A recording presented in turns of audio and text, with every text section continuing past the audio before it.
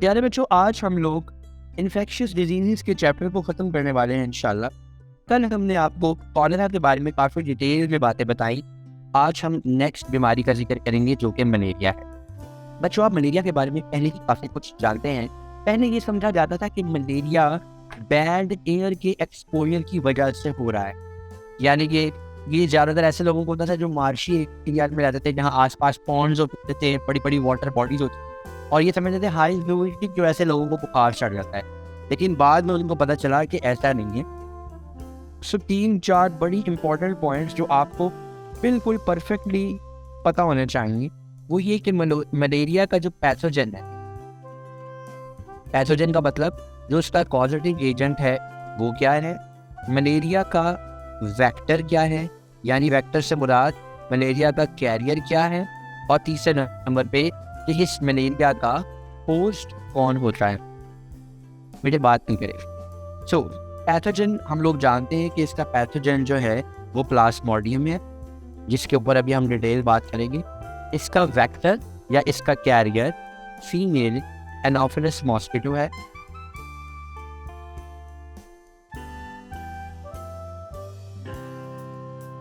और इसका होस्ट जो है वो ह्यूमंस है, इंसान।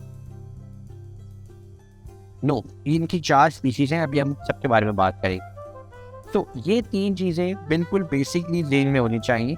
आप मलेरिया को कैसे कंट्रोल कर सकते हो? आप 2-3 तरीके से मलेरिया को कंट्रोल कर सकते हो।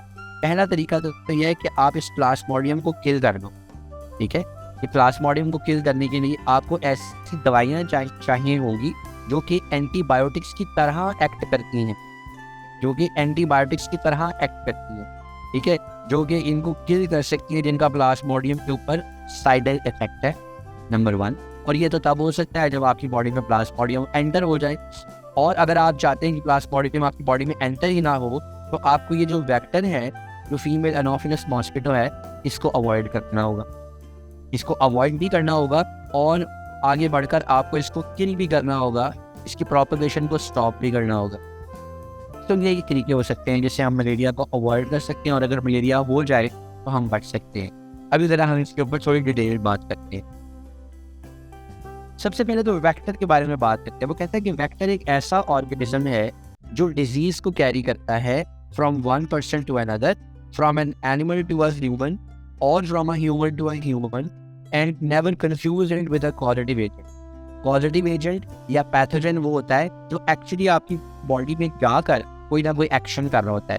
यानी आपकी बॉडी में कॉजेटिव एजेंट एंटर होके, हो सकता है बेटे कोई टॉक्सिन बना रहा हो जो कि आपको नुकसान पहुंचा रहा हो सकता है कि ये कॉजेटिव एजेंट आपकी बॉडी के किसी खास तरह के सेल को डैमेज कर रहा हो, या आपकी बॉडी में कुछ ऐसा मेटाबॉलिक चेंज लेके आए जिसकी वजह से आपके नॉर्मल मेटाबॉलिक रिएक्शंस खराब हो रहे हो।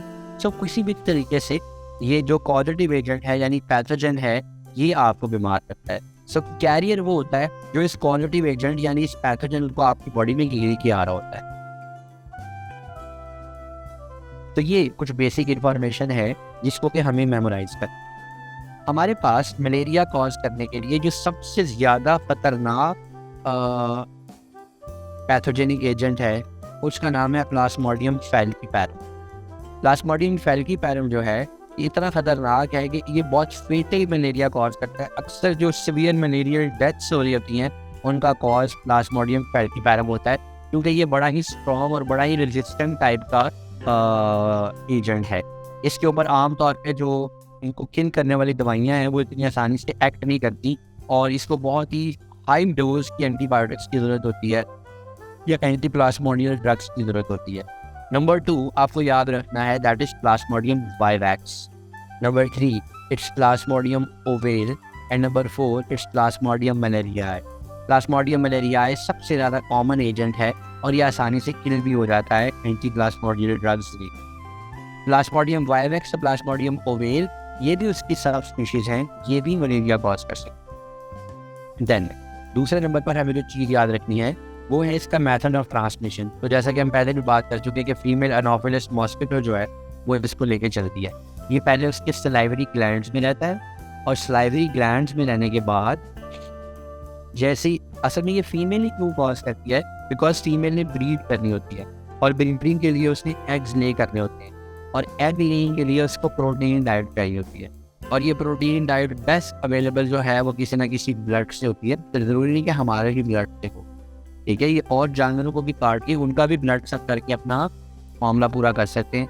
लेकिन चूँकि अर्बन इन्वायरमेंट में ज़्यादा अवेलेबल हैं वो इंसान है, इसीलिए ज़्यादातर इंसानों को काटते हुए नजर आते हैं। जी बेटा, नहीं, जानवरों को मलेरिया नहीं है, जानवर पूरे, क्योंकि प्लाज्मोडियम जो है वो हर किसी के ऊपर जाकर वैसा इफेक्ट नहीं कर सकता, ठीक है।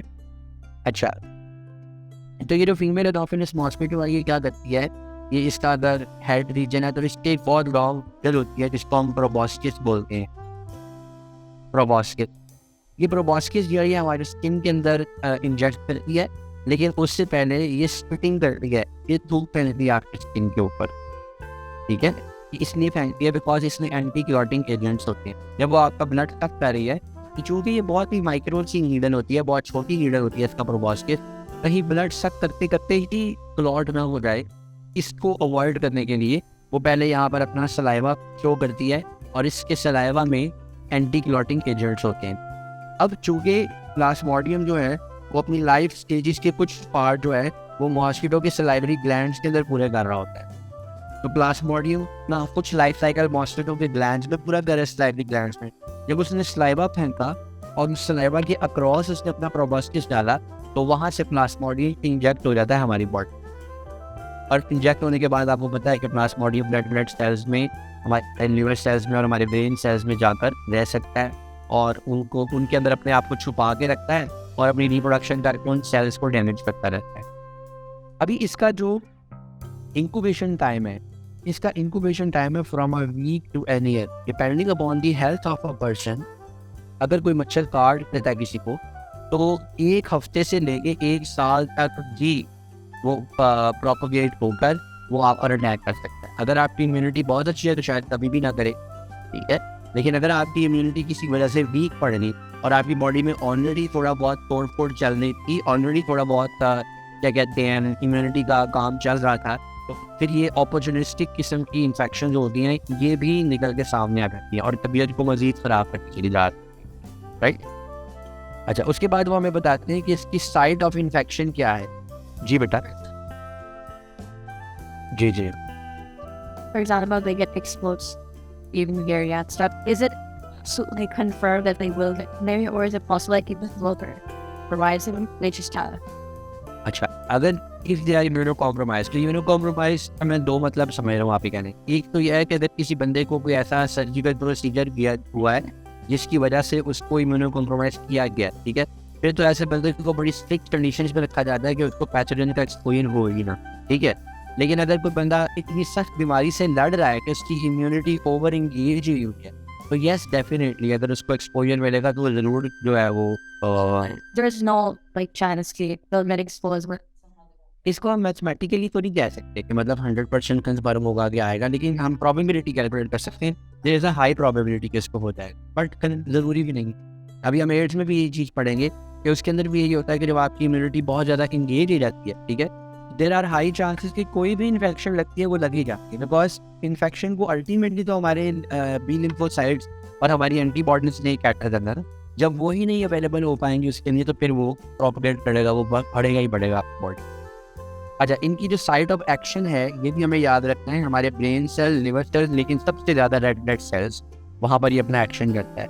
क्लिनिकल फीचर में क्या होता है, हमें कैसे पता चलता है कि किसी बंदे को मलेरिया हो गया? पहली चीज़ जो उसको हो रही होती है वो है उसको बुखार चढ़ता है, उसको फीवर हो रहा होता है और एनीमिया हो जाता है। एनीमिया आप समझ ही गए होंगे क्यों होता है, बिकॉज हमने आपको बताया कि रेड ब्लड सेल्स के अंदर जाता है, अपने आप को वहाँ जाकर रिप्रोड्यूस करना शुरू कर देता है और अल्टीमेटली रेड ब्लड सेल को बर्स्ट करके ये प्लाज्मोडियम जो है ये अगले रेड ब्लड सेल्स की तलाश में निकल जाता है। तो बहुत ज़्यादा रेड ब्लड सेल्स को डैमेज करता है और ब्लड की यानी रेड ब्लड सेल्स की अपरेंटली कमी हो जाती है जी, क्योंकि प्लाज्मोडियम का जो साइट ऑफ एक्शन है, for example this is a red blood cell, ठीक है, ये क्या करता है, ये प्लाज्मोडियम रेड ब्लड सेल के अंदर एंटर हो जाता है। दिस इज प्लाज्मोडियम, जब ये अपने आप को अंदर छुपा लेता है, पहला काम तो ये करता है कि ये एंटीजेनिक कंसीलमेंट कर लेता है। एंटीजेनिक कंसीलमेंट अपने आप को छुपा लेता है और अंदर ये रिप्रोड्यूस करता रहता है, अपना नंबर इंक्रीज करता रहता है। हमारी हीमोग्लोबिन को as a protein source consume करता रहता है। एक टाइम ऐसा आता है इसका नंबर इतना ज़्यादा हो जाता है कि हमारे रेड ब्लड सेल को ये बर्स्ट ओपन करता है, फटता है हमारा रेड ब्लड सेल, और ये सारे प्लाज्मोडियम नए नए रेड ब्लड सेल्स की अटैच करने के लिए आ जाते हैं। ठीक है, वो नए नए रेड ब्लड सेल्स को अटैच होते हैं और फिर वो रेड ब्लड सेल्स भी बर्स्ट होते हैं। और इस तरह से क्या होता है कि पहले तो मतलब ये अपने नंबर पे इंक्रीज ही करता रहता है, और उसके बाद ये हमें सीवियर किस्म का एनीमिया कॉज कर देता है, हमारे ब्लड की कमी हो जाती है हमारी बॉडी में। उसके बाद ब्लड की कमी होने की वजह से हमें सीवियर किस्म का नौजिया होने लगता है, हमें हेडेक होने लगती है, मसल्स में पेन होती है, हम कांपते हैं, हमें शिवरिंग होती है, हमें ठंडे पसीने आते हैं, स्वेटिंग होती है, और हमारा स्प्लीन इनलार्ज हो जाता है। स्प्लीन क्यों इनलार्ज हो जाता है? Spleen is said to be graveyard of worn out blood cells. जो आपके ब्लड सेल्स पहले ख़राब हो रहे होते हैं, फट रहे होते हैं, कट रहे होते हैं, पहले वो सारे का सारा मटीरियल स्प्लीन के पास जाता है, और फिर स्प्लीन उसको डायरेक्ट करता है, फिर लिवर उनको जो है ना वो ट्रीटमेंट करता है, उनको कन्वर्ट करता है किसी न किसी चीज़। तो इनलार्ज स्प्लीन भी एक सिम्टम नज़र आती है हमें, जो ये मलेरिया की तरफ इशारा करती है। ठीक है, अब वो हमें ये कहते हैं कि हम कैसे इसके बारे में इसको डायग्नोस कैसे कर सकते हैं कि किसी को हुआ है। तो उसमें हम माइक्रोस्कोपिक एग्जामिनेशन करते हैं, डिपस्टिक टेस्ट करते हैं, जिसमें हम मलेरियन पैथोजन के जो एंटीजन हैं उनको डिटेक्ट करने की कोशिश करते हैं ब्लड से। इसका एनुअल इंसिडेंस और एनुअल मोर्टेलिटी रेट काफ़ी ज़्यादा है, बट हमें ये ज़बानी याद करने की ज़रूरत नहीं। ठीक है, अच्छा, इसका ये जो लाइफ साइकिल है ये इसको भी निकाल दिया गया है सिलेबस से, तो इसको भी हम नहीं देखेंगे। अब हम ये डिस्कस करेंगे कि हम मलेरिया को प्रिवेंट कैसे कर सकते हैं। बहुत ही बेसिक सी बात है, इसलिए मैं इस पर जल्दी गुजार रहा हूँ। Number 1, we can reduce the number of mosquitoes. हम ऐसे एजेंट्स लेके आए, हम ऐसे स्ट्रॉन्ग पेस्टिसाइड्स यूज़ करें कि हम मॉस्किटोज का नंबर रिड्यूस कर दें। हम उनकी ब्रीडिंग साइट्स जो हैं उनको ड्रेन कर दें। अगर किसी ऐसी जगह पानी पड़ा है जिसकी हमें ज़रूरत नहीं है, हम वहाँ पानी ना खड़ा होने दें। और अगर अनअवॉइडेबल है वो पानी वहाँ पर खड़ा रहना, it is unavoidable for us, तो फिर हम क्या करें कि हम उसके अंदर कोई ऐसे पेस्टिसाइड्स डाल दें जो कि मॉस्किटो को किल करें। और अगर वाटर बॉडी इतनी बड़ी है कि हम उसमें पेस्टिसाइड्स ही नहीं डाल सकते, तो हमें चाहिए कि हम उसके अंदर नेचुरल प्रीडेटर्स इंट्रोड्यूस करवा दें। जैसा कि उसके अंदर फ़िश, ऐसी छोटी छोटी फ़िश डाल दी जो कि मॉस्किटो लार्वा पे फीड करती है। उसका एक फ़ायदा ये होगा कि हमें फ़िश मिल जाएगी वहाँ से, और दूसरा है कि बायोलॉजिकल कंट्रोल हो जाएगा, मॉस्किटो लार्वा जो है वो नहीं वहाँ। ठीक है, देन दूसरा तरीकाकार क्या है, मैंने आपको आपकी क्लास को तो नहीं बताया था। एक बैक्टीरिया होता है जिसका नाम होता है बैसिलस thuringiensis।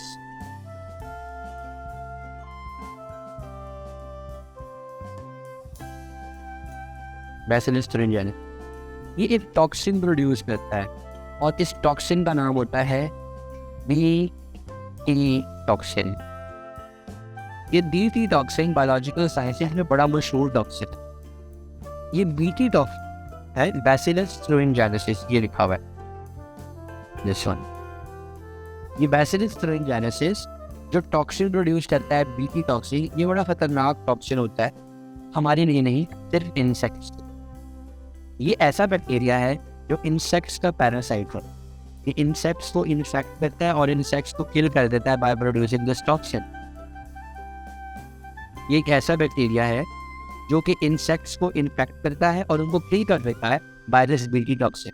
और हमारे लिए ये चीज़ बड़ी यूजफुल है। दुश्मन का दुश्मन हमारा दोस्त होता है, राइट? तो हम इंसेक्ट्स को मारना चाहते हैं, हम मॉस्किटोज को मारना चाहते हैं, हम ऐसे इंसेक्ट्स को मारना चाहते हैं जो हमारी फसलों के ऊपर हमला कर देते हैं और हमारी फसलों को खाते हैं, हमारे लिए प्रॉब्लम क्रिएट करते हैं। सो ये जो BT टॉक्सिन है, इस BT टॉक्सिन को कमर्शियल स्केल पे प्रोड्यूस करवाया जाने लगा और इसको भी स्प्रे किया जाने लगा इन इंसेक्ट्स को मारने के। तो लाइक सो इस BT टॉक्सिन के प्रोडक्शन के जो जीन्स हैं, ऐसे जीन्स जो ये BT टॉक्सिन प्रोड्यूस करवाते हैं, उन जीन्स को भी जेनेटिकल इंजीनियरिंग करके उन जीन्स को ऐसे प्लांट्स में इंट्रोड्यूस करवा दिया गया जिन पे कीड़े हमला करते थे। अब उस प्लांट के हर एक पत्ते के अंदर ये BT टॉक्सिन भी एक्सप्रेस हो रहा होता है अलॉन्ग विद द प्रोडक्ट जो उसने बना दी। खास तौर पे कॉटन प्लांट्स, कपास के प्लांट्स। अब वो कीड़ा आता है जिसको आकर खाता है, जैसे ही वो इसको खाता है उस सेल में मौजूद ब्रीडिंग टॉक्सिन कीड़े को मार देता है। ठीक है, सो एकदम से पेस्टिसाइड्स की क्वांटिटी एक शॉर्ट डिक्लाइन आ जाता है, क्योंकि जो भी एक निवाला भी उस पौधे का खाता है वो कीड़ा मर जाता है, वो अपना लाइफ साइकिल कंप्लीट नहीं कर पाता। राइट, तो ये कहते हैं कि बीटी टॉक्सिन या ऐसे बैक्टीरिया जो ये टॉक्सिन प्रोड्यूस कर रहे हैं हम उनको भी इंट्रोड्यूस करवा सकते हैं। और इनका फ़ायदा ये है कि ये बीटी टॉक्सिन जो है ना इंसेक्ट्स के अलावा जो दूसरी लाइफ फॉर्म्स हैं उनको नहीं कुछ कहता, हमारे लिए टॉक्सिन नहीं है। देखिए, सो इस तरह के बायोलॉजिकल कंट्रोल्स भी यूज़ किए जा सकते हैं। अच्छा, अब एक बड़ा इंपॉर्टेंट पॉइंट है और वो ये कि वर्ल्ड वाइड मलेरिया का इतना बड़ा कंसर्न क्यों है, इतनी बड़ी प्रॉब्लम क्यों है, मलेरिया इतना बड़ा मसला हमारे लिए क्यों है। पहली बात तो ये कि प्लास्मोडियम की जो ड्रग रेजिस्टेंट फॉर्म्स हैं वो इंक्रीज होती चली जा रही। प्लास्मोडियम एक बहुत ही छोटा सा एजेंट है, इट्स अ प्रोटॉक्टिस्ट, यूकैरियोट है, प्रोटॉक्टिस्ट है। और प्लास्मोडियम इतना छोटा होता है, इवन इसके पास प्लास्मिड्स भी होते हैं, ये इतना छोटा होता है कि ये बहुत जल्दी म्यूटेट करता है, इसका म्यूटेशन रेट बहुत अच्छा है। और म्यूटेशन की वजह से ये रेजिस्टेंट से रेजिस्टेंट स्ट्रेन्स बनाता चला जा रहा है। और हम जो नए से नई एंटी प्लास्मोडियम ड्रग्स यूज़ कर रहे हैं वो एज अ सिलेक्शन प्रोसेस काम कर रही है, वो एज अ सिलेक्शन प्रोसेस काम कर रही है और मज़ीद स्ट्रॉन्ग से स्ट्रॉन्ग प्लास्मोडियम को प्रमोट करती चली जा रही है। तो पहला कंसर्न तो ये है। दूसरा, जो सबसे खतरनाक प्लास्मोडियम फैल्सीपैरम जो फेटल मलेरिया कॉज करता है, उसकी जो इंसिडेंस है वो बढ़ती जा रही है। इसका मतलब यही है कि ये भी इम्प्रूव होता चला जा रहा है और मुख्तलिफ तरह की जो ड्रग्स हैं वो इसके ऊपर अब काम नहीं कर रही। फिर मलेरिया की वैक्सीन डेवलप करना बहुत मुश्किल हो रहा है, क्योंकि प्लास्मोडियम जो है इसके ऊपर एंटीजेनिक वेरिएशन बहुत ज़्यादा है।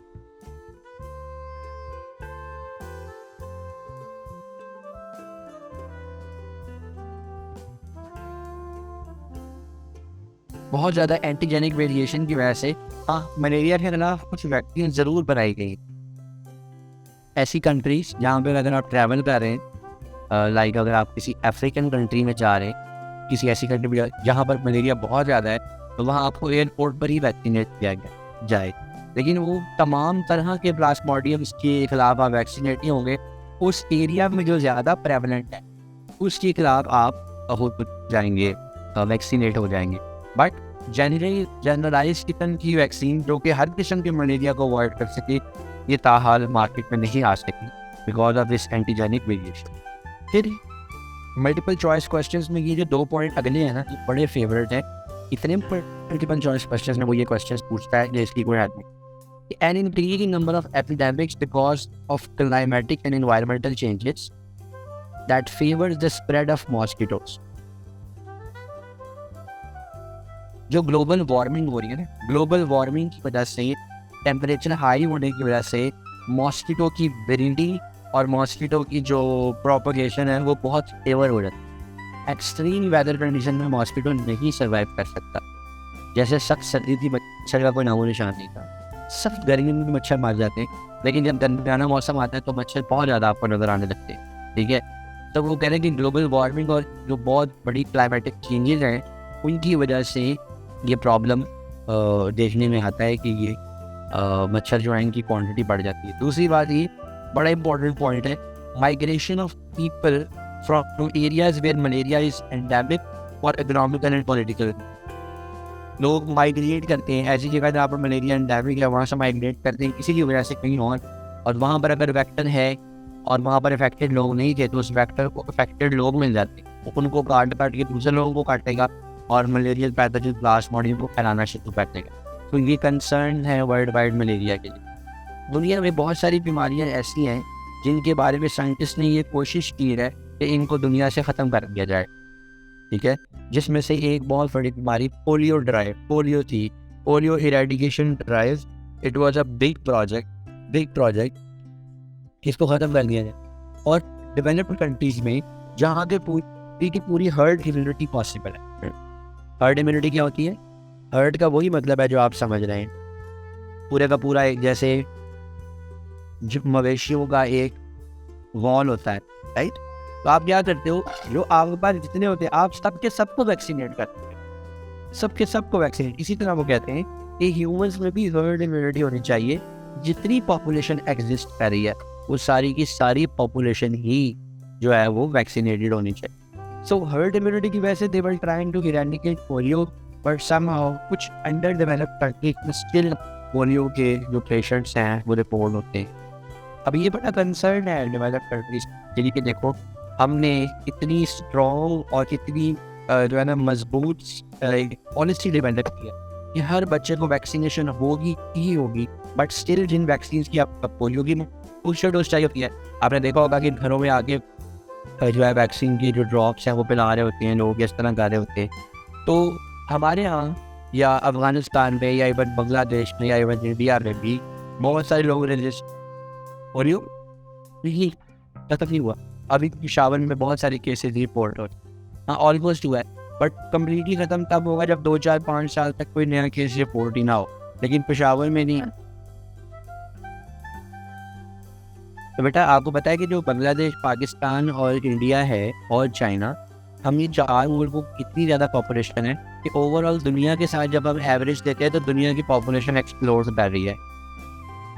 इंटरेस्टिंग बात है, पूरी दुनिया में यूरोपियन कंट्रीज में, बाकी कंट्रीज में पॉपुलेशन डिक्लाइन पे चल रही है। दे डोंट प्रेफर, वो कहते हैं हम 2 इंडिविजुअल हैं, हमारे जैसा हम 1 इंडिविजुअल देंगे दुनिया को, 1 बच्चा पैदा करेंगे, 1 चाइल्ड पॉलिसी। अब वो भी नहीं करते, वो अडॉप्ट कर लेते हैं। सो पूरी दुनिया में, यूरोप में, इसराइल में तो वो इंसेंटिव्स देते हैं बच्चे पैदा करने के लिए, ठीक है। बट हमारे 4 मुल्कों में इतने ज़्यादा बच्चे पैदा हो रहे हैं कि जब इनकी एवरेज निकाल रहे हैं पूरी दुनिया से तो भी अलार्मिंग सिचुएशन पैदा हो रही है। तो इसीलिए अगर यहाँ पर कोई चीज़ इरेडिकेट नहीं हो रही तो इट्स अ बिग कंसर्न। चले बेटा, अब मलेरिया से रिलेटेड कुछ 5 MCQs करते हैं, फिर आगे चलते हैं।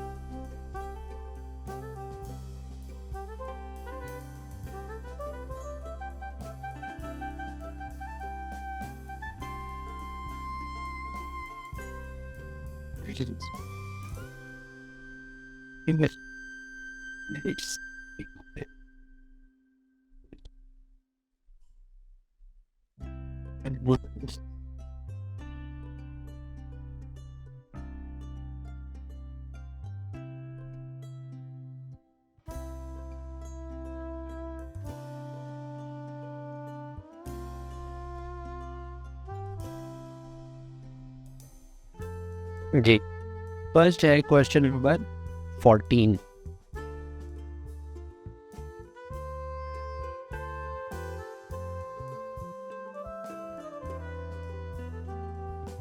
है 19। A person who returns home after visit to a foreign country starts to have fevers at regular interval। Malaria की एक इंडिकेशन ये होती है कि आपको रिदमिक फीवर आते हैं, दिन को नहीं होगा, रात हो जाएगा, दिन को नहीं होगा। तो अक्सर वालिदैन जो है वो बच्चे समझते हैं कि यार ये ड्यूटा मत कर, बच्चा स्कूल जाने के टाइम पे बुखार हो जाता है, जैसे स्कूल का टाइम निकलता है ये बिल्कुल ऑल राइट हो गया, वो असल में ये मलेरिया की सिम्टम है। तो और रेड ब्लड सेल्स भी कम हो रहे हैं। मैंने कल भी हमने क्वेश्चन किया था, ठीक है, कल भी किया था, आपसे तो पूछा था, आप सही ला रहे हो, वैसे आपसे तो पूछा था ये क्वेश्चन, याद करो। हाँ जी, तो आपको खड़ा भी किया हुआ था हमने और कहा था कि बताते जाओ। तो रेड ब्लड सेल्स की कमी हो रही है बेटा, और उस बंदे को बार बार जो है ना वो मुख्तलिफ रिदमिक पैटर्न में फीवर आ रहा है, तो ये किसकी इंडिकेशन होती है? ये मलेरिया की इंडिकेशन होती है। क्वेश्चन नंबर 24 कहता है 40% of world's population live in an area where malaria is threat to health. In recent years, there have been many more cases of malaria in Africa. What is the social factor? अभी ये की है इस पूरे question में, that is letting the spread of तो यहाँ पे है एक ही सोशल फैक्टर यहाँ, और वो है पीपल बिकॉज ऑफ वॉर्स। अच्छा, ए क्या है? ए एक बायोलॉजिकल रीजन है। बी क्या है? बी एक इन्वायरमेंटल रीजन है। सी क्या है? ये भी एक बायोलॉजिकल, मेडिकल या रिसर्च का चैलेंज है। So D is a social reason. Question number 26 कहता है malarial parasite plasmodium infect red blood cells and break down haemoglobin. Free heme groups are toxic to Plasmodium and parasite converts them into non-toxic crystalline hematozoin using an enzyme HDP which is found in all species of Plasmodium. What will be the long-term result of giving patients with malaria a drug which inhibits HDP? अब ये तरह question सोच विचार मांगता है. वो कह रहा है कि malarial parasite red blood cell को तोड़ता है और जो फ्री हीम ग्रुप्स बनते हैं वो प्लाज्मोडियम के लिए लीथल होते हैं. यानी जो प्लाज्मोडियम है उसको हमारे इस रेड ब्लड सेल से ही टूटे हुए फ्री हीम ग्रुप्स जो हैं वो इसको किल कर सकते हैं, जो कि हमारी बॉडी के लिए एक बेनिफिशियल चीज़ है. And parasite converts them into non toxic crystalline हेमाटोजोइन.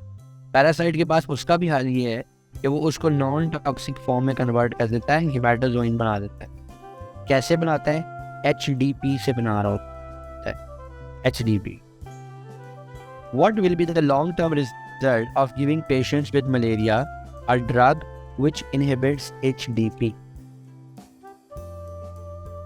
वो कहते हैं कि इसको मारने के लिए हम चूँकि हमारी बॉडी के पास अपना अरेंजमेंट है, रेड ब्लड सेल को तोड़ेगा, हीम ग्रुप प्लाज्मोडियम को मार देगा. तो प्लाज्मोडियम को किल करने के लिए वो एक ऐसा इनहिबिटर इंट्रोड्यूस करवाते हैं जो कि उस HDP को इनहिबिट कर देता है जिससे उसने बचना है उस टॉक्सिन से और वो मर जाता है. ठीक है. कहता है कि इसका लॉन्ग टर्म रिजल्ट क्या हो सकते हैं? A decreased concentration of free heme groups in infected red blood cell. A decreased concentration of free heme groups, a decreased concentration of hemoglobin in infected red blood cells, more rapid reproduction of some species of Plasmodium, a slow reproduction of all species of Plasmodium in infected red blood cell. हम ये statement बड़ी मुश्किल लगती है, answer बड़ा आसान है. हम ये काम कर ही इसलिए नहीं ताकि प्लाज्मोडियम को हम मार सकें. सो अगर आप प्रोलॉन्ग्ड एक्सपोजर दे दोगे, ये क्वेश्चन कभी कभी ऐसे साउंड करता है कि जैसे कोई शायद उसका वो साइड इफेक्ट पूछ रहा है. ऐसे साउंड कर रहा था ना क्वेश्चन, साइड इफेक्ट पूछ रहा है. साइड इफेक्ट नहीं पूछ रहा, वो पूछ रहा है कि ये देने से होगा क्या, क्योंकि सारे प्लाज्मोडियम्स को ये जो हीम ग्रुप है ये किल कर सकता है. तो इसका इनहिबिटर देने से सारे प्लाज्मोडियम्स जो हैं उनकी रिप्रोडक्शन रेट जो है वो स्लो हो जाएगा, बिकॉज वो किल होना शुरू हो जाएगा. सो डी इसका answer, D is the answer.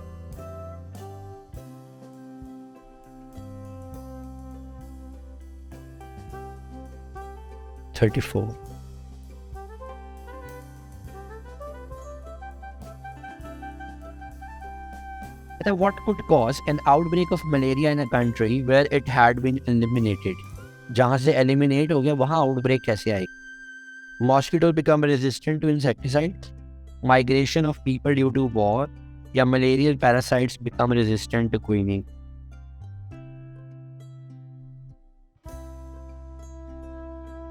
Actually मसला मॉस्किटो का नहीं है, मसला मलेरियल पैरासाइट का है यहाँ पर. तो बताएं क्या आंसर होना चाहिए इसका? Mosquito becomes resistant to insecticides. इसका मसला नहीं है इंसेक्टिसाइड से होने का, मसला ये है कि एक तो माइग्रेशन होगी, तो 2 ऑप्शन तो कंफर्म आनी ही आनी. ठीक है.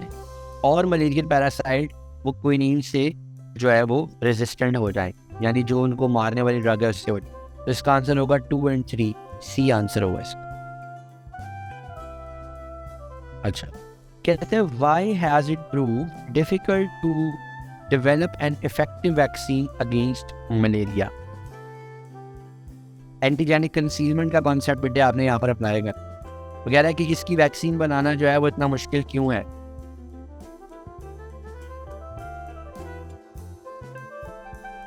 Yes, parasites can only be attacked when outside the liver cells and red blood cells. अब अगर वैक्सीन बन भी जाए तो पैरासाइट बॉडी में आएगा इससे पहले कि उसको मेमोरी सेल्स और एंटीबॉडीज कैच करे, वो साथ ही क्या कहते हैं छुप जाएगा सेल के अंदर जाके. तो वैक्सीन बन भी जाएगी तो इतनी इफेक्टिव नहीं हो. ठीक है. इसीलिए इसके खिलाफ वैक्सीन बनाना एक चैलेंज है. इसके खिलाफ वैक्सीन को अप्लाई करना और ह्यूमन पॉपुलेशन में मलेरिया को रोकना एक बहुत बड़ा चैलेंज. कॉलरा के लिए आपको वो चैलेंज याद है ना कि क्या चैलेंज है, क्यों कॉलरा की वैक्सीन नहीं बनी? क्योंकि वो हमारे गट में है, हमारे इंटेस्टाइन में जा रहा होता है, प्लाज्मा में नहीं जा रहा होता। तो गट के अंदर तो एंटीबॉडी ज़्यादा एक्ट नहीं कर सकती और वो वहीं से हमें बीमार कर देता। जी बेटा, Can I make a question rather than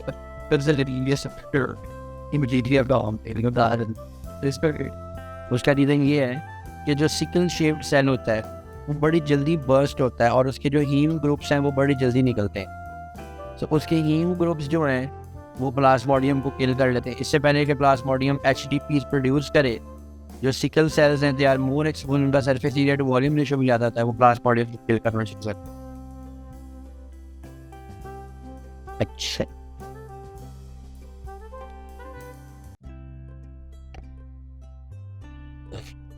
(44 and 47).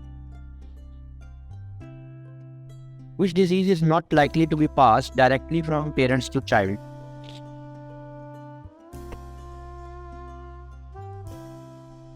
Malaria. तो चूंकि हम पढ़ी मलेरिया रहे हैं इसलिए ऑप्शन को मलेरिया।